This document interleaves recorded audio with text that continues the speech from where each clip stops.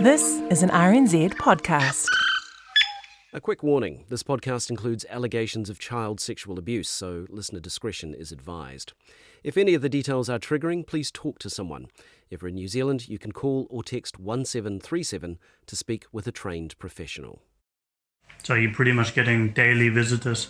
Oh, yeah. Is it exhausting? Just a smattering. Smothering. Just a smattering. Now, I met Peter Ellis numerous times for this podcast, 5, 6, probably even more than that, mostly at his home at the beach north of Christchurch. The last couple of times, though, he was in hospice care. You've been eating too many, What? too much food away from home. Why? Have I put on kilos? You look a little rounder on the face. Uh-oh. That's not flattering. Peter was still sharp, still joking, I hope. Hello. Sorry to bother you, Peter. How are you? I just have to check your rubbish. And do you have enough towels? I do and I do. My rubbish is in that tin I'll do there. that. In this one? No, I was told I had to go on that one. Okay, I'll just empty it and then I won't. Thank you. Sorry. That's all right. It's not been long since he was diagnosed with bladder cancer and told it was terminal. From my memory, it was all down to pain management now. There's nothing else you need? No, spot on, thank you, Jane. Thank you very much. That's all right. How long have you been here now? 3 days, 5 days. Okay. By this stage, Peter didn't have a lot of energy. I can see the fight has nearly left him, but then this is a guy who's been fighting for nearly 30 years. He's probably spent half his life preparing for court cases or actually in court, trying to clear his name. Even now, right at the end, there's another big court case looming. The fight's still going on. But it's the first one, back in 1993 in the High Court at Christchurch, that changed the course of Peter Ellis's life. I'm Ali Jones. And I'm Alexander Biese, and this is Conviction, Episode 9, Twists. One child's been sleeping under the bed for fear that Peter might come and get her. Is there any chance that you've convinced yourself that this didn't happen? No, I have a clear conscience. My belief is that these young people, given time, will be able to tell their own truth of what really happened to them. I mean, it seems to me one of the worst things you can do is find someone guilty of a crime if it's based on evidence that shouldn't have gone in.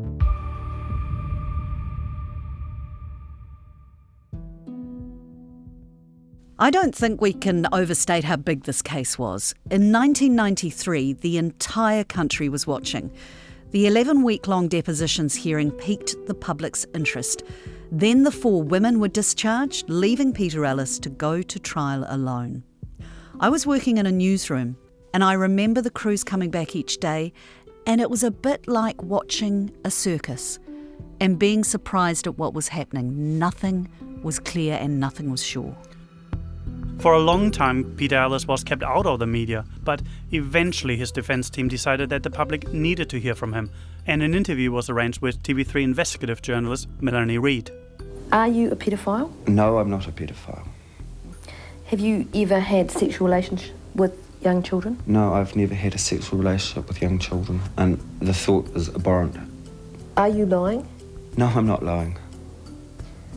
I offered to do a lie detector test right at the very beginning, and I was informed it doesn't happen in New Zealand. I would quite willingly take a lie detector test. He continues telling Melanie Reid about the preparations for the trial. My hair has been cut short. I'm wearing a tie, neckties in court. Now, this is a man who lived in sweatpants and woolen jumpers in the cold Christchurch winters and shorts and T-shirts throughout the summers. I remember various lovely friends running off to op shops to get him conservative clothes and jackets. This is Susanna. She taught the Taha Māori program at the Civic Creche when Peter worked there too. To make him look more, more respectable. I know that sounds awful, doesn't it? But funnily enough, during that period of time, he grew up a lot. I know that sounds a funny thing to say, and we're the same age. He went from being a startled rabbit to showing some real kind of courage and some class.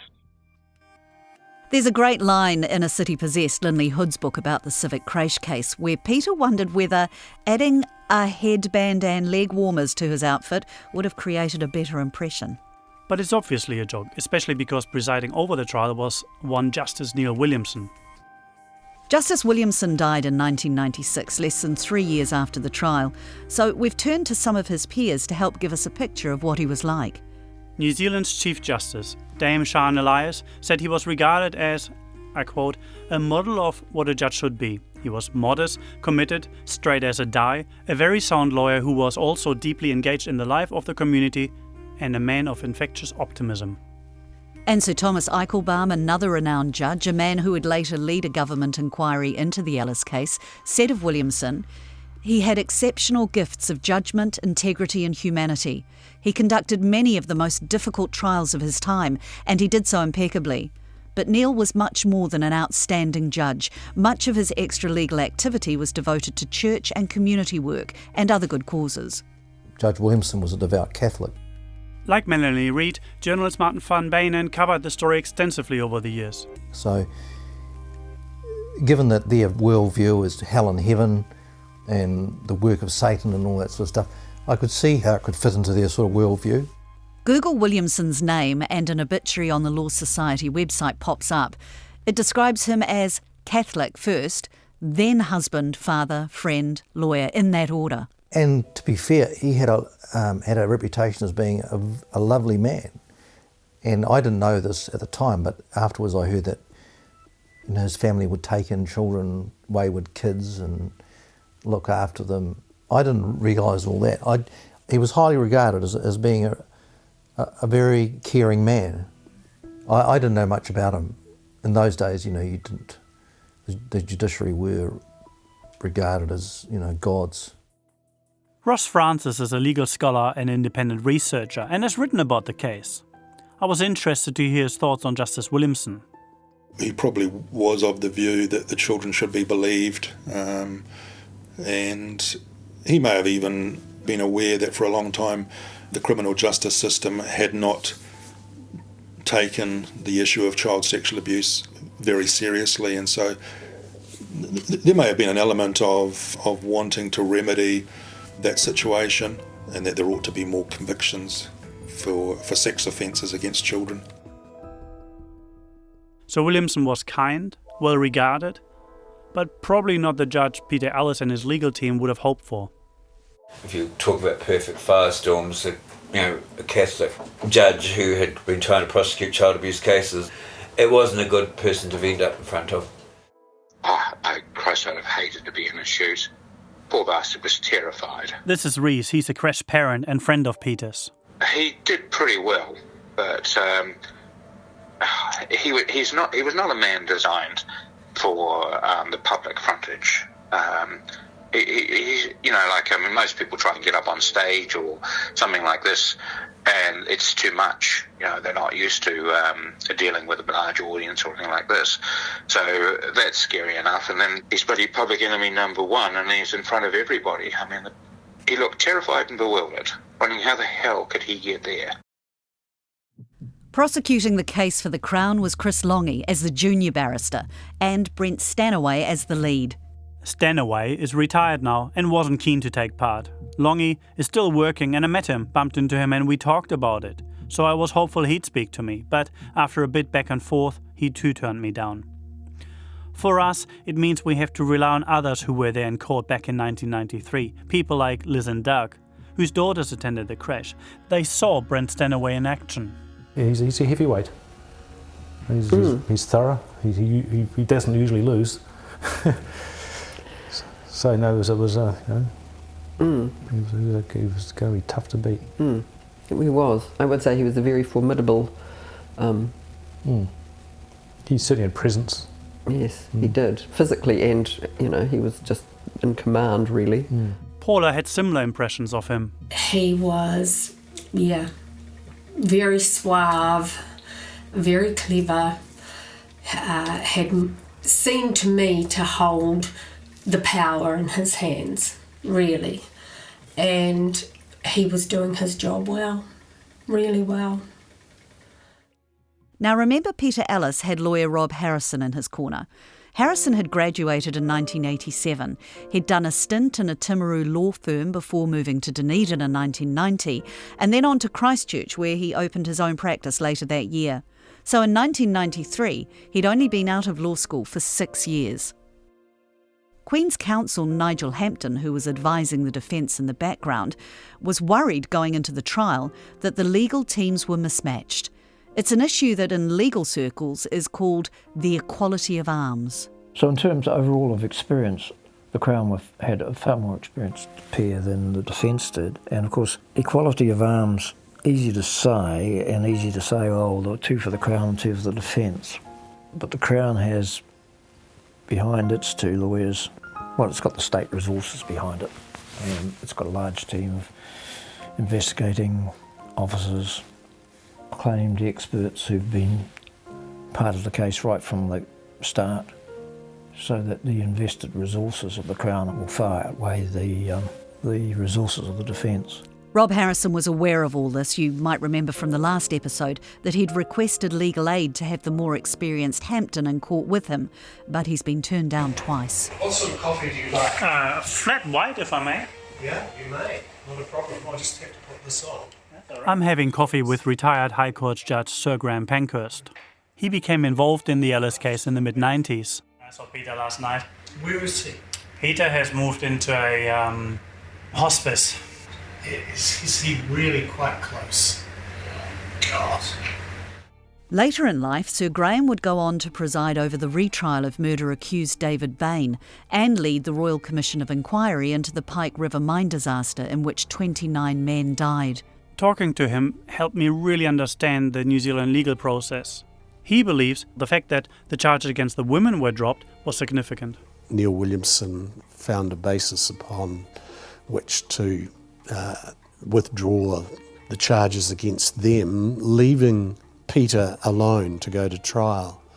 And that made a fundamental difference because it had the effect of taking out of the picture a whole lot of equally bizarre allegations made against the woman. It would have been a completely different trial had there been a trial of everybody together. On Monday, the 26th of April 1993, the High Court at Christchurch convened for the trial of Peter Hugh McGregor Ellis. First up was the jury selection. We were looking for some educated people. This is Rob Harrison, Peter's lawyer. Because we were thinking, right, educated people will be able to see and understand some of the concepts that we were wanting to put forward to them. Well, when I say educated, I'm talking tertiary educated. The only educated person was that blessed minister. So I remember him being there. I remember a number of women. I couldn't describe really any of them. Is it a process like in the movies where you get 20 people represented, you can check them out and say, No, so we can poll, we can check our jury by looking at their names and addresses and occupations. They're on a piece of paper. You can, nowadays, routinely, we would also feed their name into Google or whatever and see if we can find out what their passions are. But back in '93, there was no Google. So you're looking, we were looking for, you judge someone in 30 seconds, as they're walking towards the box. What do you think about this person? Whether they look as if they are prepared, people's lives are written on their faces. Roughly 100 potential jurors were summoned for duty that week. Anyone with a close relationship with any witness was asked to advise the court. You were asked, do you have any connections with? So there's at least 2 liars on that jury. It's a big call to say 2 of the jurors were lying. So let's dig into this. The day after jury selection, one juror advised the court of a potential conflict. She said her flatmate worked with the mother of a complainant child. However, this wasn't a problem for Justice Williamson. He didn't consider the relationship close enough to cause concern, and the woman was allowed to stay. But years later, it turned out there was more to it, as investigative reporter Melanie Reid discovered in 1997. This jury member was living in a lesbian relationship. Her partner worked in a small Christchurch building and shared the same office. In fact, she sat across the desk from a complainant child's mother. What's more, the child in this case was the Crown's most credible witness, and her mother also gave evidence against Peter Ellis. So the juror's partner worked closely with a complainant's mother. In that news item, Nigel Hampton told Reid, knowing this earlier could have changed the whole direction of the trial. Who can tell now what significance that would have had in terms of influencing other jury members as to the believability, the credibility, the acceptability of the evidence of this particular child. I am quite sure from what I am now told about it that would have led to a stopping of the trial and of starting again. Now, the second juror who, in Peter's opinion, lied to the court was, in fact, the foreman. Though this was a more distant connection, he'd officiated at Brent Stanaway's wedding some 17 years earlier. Well, and he didn't raise this in court, and neither did Stanaway. It didn't come to light until sometime later, and who knows what impact that would have had. But there was another issue with the foreman, and this was much more serious. But the things about the jury only came out afterwards. What came out afterwards? That the jury foreman was having erotic thoughts about children and needed counselling during the trial. Well, after hearing that from Martin, I talked to Peter about it.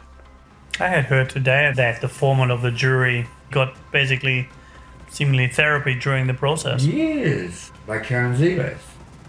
Karen gave him therapy. Yes. Yeah. Well, I don't think she out and out gave him therapy, but he went and saw her and explained his problem, that he'd had an erection. So the foreman went to Karen Zelas and explained that he'd got an erection while hearing evidence about the abuse of children. She was professional enough to turn around and tell him, he had to go get help elsewhere.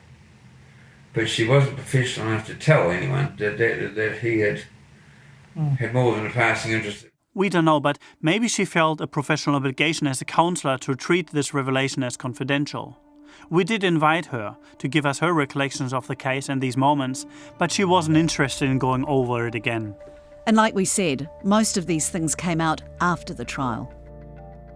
So let's go back to 1993. On Monday the 26th of April, 12 jurors were sworn in. And what was to become a mammoth trial began. One newspaper report said that Ellis wore dark trousers and a jacket and showed no emotion as he listened to the charges against him being outlined by Brent Stanaway. The charges covered attempted sexual intercourse, indecent touching and oral sex. For the deposition, Peter Ellis faced 45 charges against 20 children, but by the end of the pre-trial process, he was facing 28 offences against 9 girls and 4 boys, so 13 children.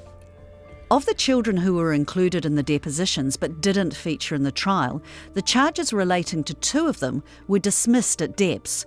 Another child had been named as a complainant but hadn't made any disclosures. 2 were withdrawn by their parents, and the Crown decided not to proceed with the others. What on earth was going on here? Well, in the years since the trial, Peter Ellis and his supporters have argued that the Crown weeded out some of the most outlandish claims made by the Creche children, things that would have been hard to prove, maybe even hard to imagine. For example, 16 of the charges relating to the circle incident were whittled down to just 1. Now remember, the circle incident was the one where the paedophiles danced in a circle while the children were forced to kick each other in the genitals. Kinda hard to prove and potentially distracting for the jury. After depositions, the Crown also ditched any allegations of penetration by Ellis. 10 sexual violation charges were eliminated or reduced. This move explains away the lack of injuries. But it's only part of the story. Not all of the bizarre claims were removed. The jury still got to hear some pretty graphic stuff. For this next little bit, we'll lay out the charges that did make it to the High Court, and we'll be using everyday language. Now, if you don't want to hear these details, you can skip ahead about a minute. Later, the children were put down a trapdoor and in an oven. Of the 28 charges, there were 14 of indecent assault. A boy claims Ellis urinated on him 800 times. These were claims including Peter urinating on children at the creche, or in one case, putting a sandwich on a girl's anus. The boy says Ellis and others took children to a graveyard and put them in coffin-like boxes. There were 10 charges of doing or inducing a child to do an indecent act, including getting the children to touch his penis or making one have a bath with him. A girl says she and Peter Ellis had a bath together. Plus various different accusations that Ellis touched the children's genitals. A girl says she bled after Peter Ellis pricked her bottom with a sewing needle. 3 of the charges were of sexual violation and 1 of attempted sexual violation, which included trying to have sex with one girl and putting his penis in the mouths of other children. Saw others being abused and says Ellis gave her an ice block to keep quiet. They were warned they'd be killed if they told.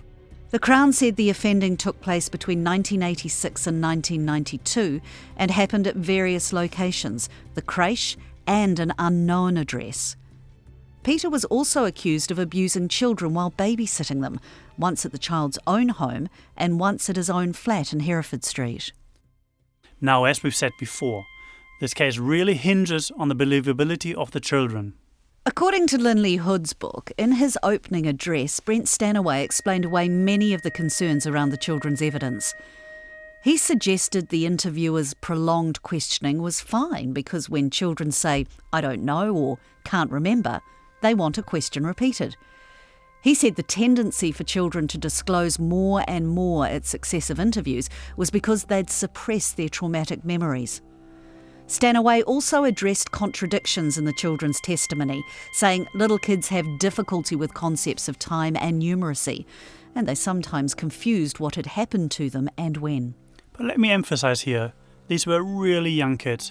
At the time of the trial, the youngest was only 4 and the oldest only 9. This brings us to the bits now that the Crown left out entirely. Bart said that Peter drove a black Toyota with the words "effing shit" scratched on the outside with a putty knife. And that was a good story. Of course, Peter didn't drive to start off, and so therefore that never ever came up in the charges. Or there were a multitude of things that the kids said didn't come up in the charges because they were just ridiculous. That's Debbie's mother, and she's using a pseudonym for one of the complainants, as all the children and their families have permanent name suppression. Her point about some of what the children said not making it to court is important. In pre-trial applications, the Crown had successfully argued that the jury should only see those parts of the kids' interviews that were relevant to the charges. Now that meant many of the more extreme allegations were left out. That comes from the decision on the Friday before we started on the Monday, that not all the tapes were to be played. Rob Harrison tells me. And so we started going through a process of saying this tape can be played, this tape can't, this tape will be played, this tape can't. But we ran out of time. So each day that a new set of tapes was coming, if we wanted to play something, we would have to argue for that to be played before we got into the court, before it could be played. Of those 50 plus interviews done with the complainant children, only about 20 were relied on by the Crown, and Stanaway urged the jury to disregard anything confusing. He said, and I quote, "The Crown has elected to proceed on some of those allegations, but not all of them. It is important that you look at what are the allegations the Crown relies on and whether or not you accept the child's evidence as regards those allegations. If you do accept that evidence, the Crown has proved its case. It need not matter at the end of the day whether you accept or reject all the other matters the children refer to." This is something that, after all these years, still really worries Sir Graham Pankhurst, the now retired judge. Rob Harrison, of course, had been intent at trial in getting the full picture to the jury. How could you defend Peter Ellis of allegations from complainant A that she or he had been abused by Peter Ellis in particular circumstances, unless you had the ability to look at the full picture? How was that child first interviewed? And then what, crucially, did they say at interview, and in response to what sort of questions and so on? Yet the trial judge seemed to think that it was quite acceptable that the Crown could be the the agency that made the decision about what was played and what was not played by the jury. And it seemed to me that that was fundamentally wrong. Surely a defence counsel, as of right, could say, if you're going to have recorded evidence, I want all of it, not just the cherry-picked pieces that you want played, so that the Crown was in a position and did exclude the most bizarre of the allegations and minimised things to their own advantage. Rob Harrison said the daily decisions over what would be shown meant there was no time to prepare transcripts for the jury. And we just didn't have the resources to get 15 copies of what the judge said we could play or could not play available to a jury in the time that we had from when it was to be played. So we ended up playing little bits of tape, and the jury's thinking, what the fuck, what's this? For the first 3 weeks of the trial, bits of the video interviews were played, and the 13 complainant children and their parents appeared in court to give their evidence. When the children were testifying, they were actually in the room next door, giving their evidence by video link. The court had been cleared of everyone except those legally allowed to be there, and the children could see the lawyers asking them questions, but they couldn't see Peter Ellis. The children were only allowed to have one support person present, usually a parent, but that person wasn't supposed to communicate with them. And then in that little side room, there was one more person who could oversee proceedings. Now, Graham Pankhurst actually tells me about talking to one of those people. She had been there in the room where the children gave evidence from, and at some point she made some disclosures to me, just essentially that she was perturbed at the way things were conducted in that room where they were to give the evidence, the extent of the coaching and so on that went on. She just simply said that she was uneasy about it, that it bothered her seeing what was going on in the background. I know at least from what I understood, 2 of the court staff had to have therapy, and it wasn't anything to do with what they heard, it was to do with the way I was treated in court. In a 1993 interview with investigative reporter Melanie Reid, Peter Ellis discussed the children's credibility. For example, one child sat there and her answer was, "It's true, it's true, it's true, it's true," when asked, did this happen? She didn't variate the word at all, the sentence. It's just, it's true, it's true, it's true. Children do not keep trotting out the same sentence unless they've been coached. But cross-examining the children was difficult, in part because Peter Ellis had asked his lawyer Rob Harrison to be gentle. What I didn't want Rob Harrison to do was to question the children in interviews, like as in trial, hard, because I used to say I'm a childcare worker. He was really clear that he didn't want me to demonise them or hammer them mercilessly. I mean, I knew it was possible to cross-examine those kids in such a manner that they would possibly flip their story to say it didn't happen, right? Because they were scared of this angry person. You could do that, but could you do it for 13? I'm doubtful. And the other thing is, as soon as the nice man came back on, would they change their story back again? So, if you don't flip them, all you're doing is making them look even stronger. So, what do you do? How do you handle this? And the handling is try and elicit from them what's happening in their lives, as much as we could. And that's not easy. And that's the approach we took. We were trying to get the children to tell us about who'd been talking to them about this, that and the other thing, who they were seeing, those sorts of things. Trying to get all those little threads together. But it was still really tough for these wee children. 4.5-year-old Frances Pine initially refused to speak, finally being coaxed to by the judge, who asked if she could talk like a big girl, like her sister. After establishing she understood the difference between truth and lies, Crown lawyer Brent Stanaway asked whether Peter had done wheeze on her in the creche toilets. She said it never happened. Rob Harrison applied to have Peter Ellis discharged on that count, and it was granted. Justice Williamson told the jury, and I quote, Today, she said to you in evidence, all of those things were wrong. Or, perhaps more correctly, she has just not been capable of giving evidence about these matters in this court. In her book, A Mother's Story, Bart's mother writes about her son, who would have been 6 or 7 at the time, having to give evidence. She came up with her own pseudonyms, but we're sticking with the ones we've been using for consistency's sake. So this is Ms. Dogwood. We've had an actor read her words. The day that Bart was to be called was cold and overcast. He seemed relaxed about what lay ahead, but he also took a lot of care over his appearance, spending a long time looking in the mirror to check that not a hair was out of place and fussing with his shoes and laces. Bart chose his older brother to be his support person. Bart seemed focused and businesslike and rebuffed our attempted hugs as he left us.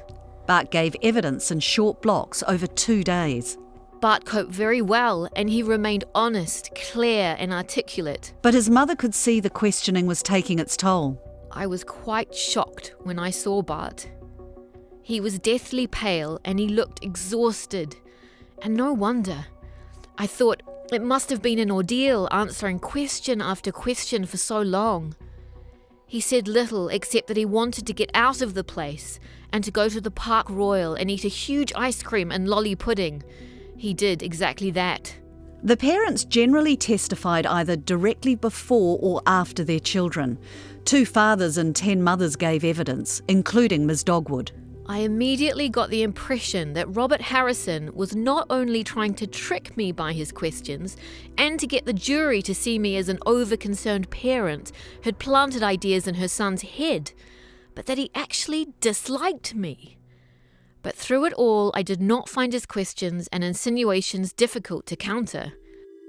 The main thrust of the parents' evidence was about their experiences with Peter Ellis in the creche and their children's health and behaviour.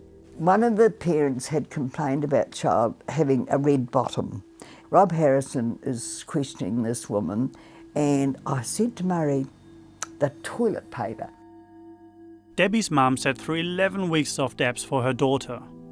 But she and her husband Murray also sat through Peter's trial for the many twists and turns. Now, at the Civic, they had boxes of Jay's toilet paper, which was leaflets that you pulled out. Terrible stuff. It wasn't absorbent or anything.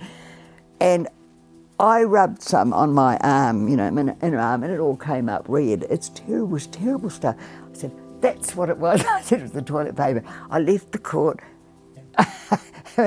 rushed home up here, got the packet of toilet paper, rushed back to court, put it in a brown paper bag, and we got it handed to Rob.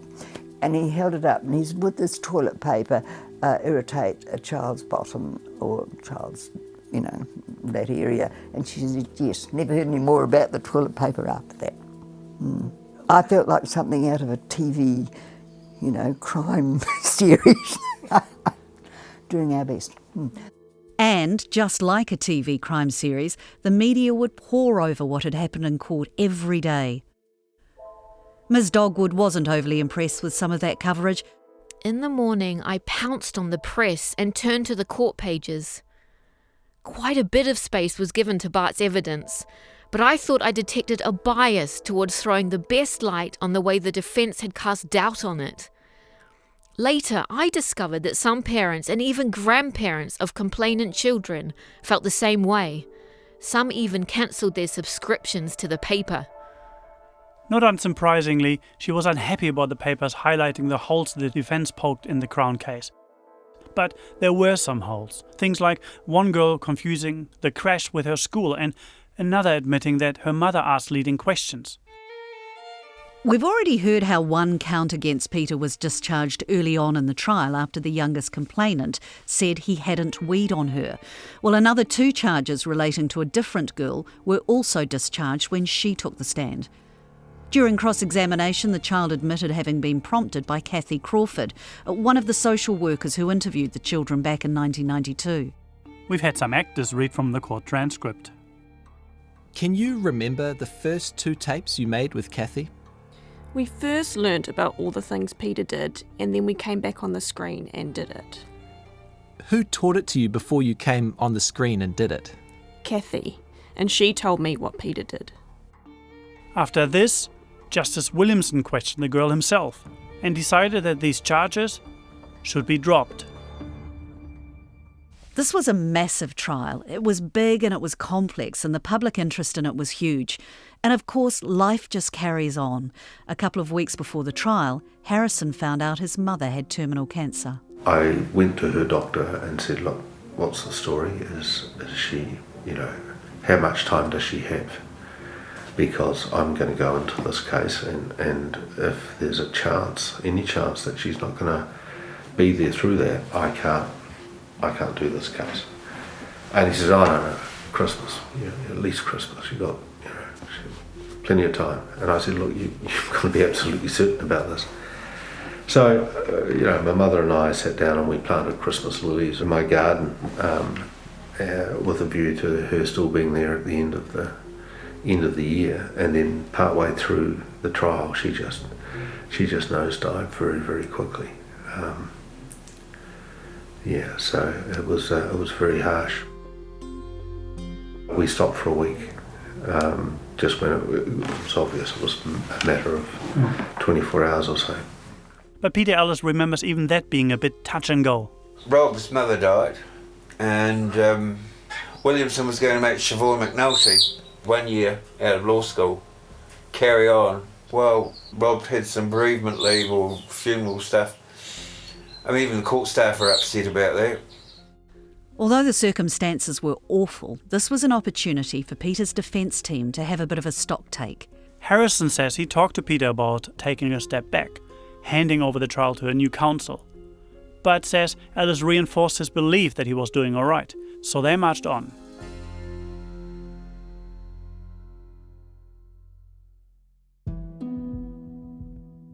In the next episode of Conviction, Peter Ellis takes the stand. I just recall when he was on the stand and Stanaway was trying to make him say that the children were lying, and he wouldn't. They weren't telling the truth, but they weren't lying.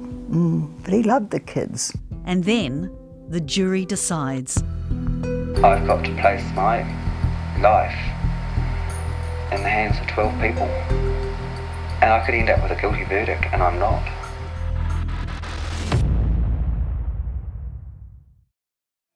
Thanks for listening to Conviction, the Christchurch Civic Creche case hosted by Ellie Jones and Alexander Beezer.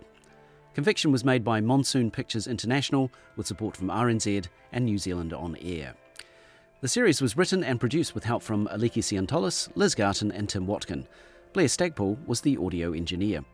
Voice actors in this episode are Jane Robertson, Leonard Powell and Brianna Uritich. Thanks go out to RNZ's commissioning team, Kay Elmers and Tim Burnell, for giving this project the green light, and to Hing Yi Kong for designing the webpage. And to Nataonga Sound and Vision for help with some of the archival audio, as well as MediaWorks Discovery, Getty Images, TVNZ, and the Livingston Family Trust. The key image for the series is courtesy of North and South. Conviction can be found on the podcast page of the RNZ website. It's also available on Apple Podcasts, Spotify, Google Podcasts, and iHeartRadio. Follow the series so you don't miss an episode.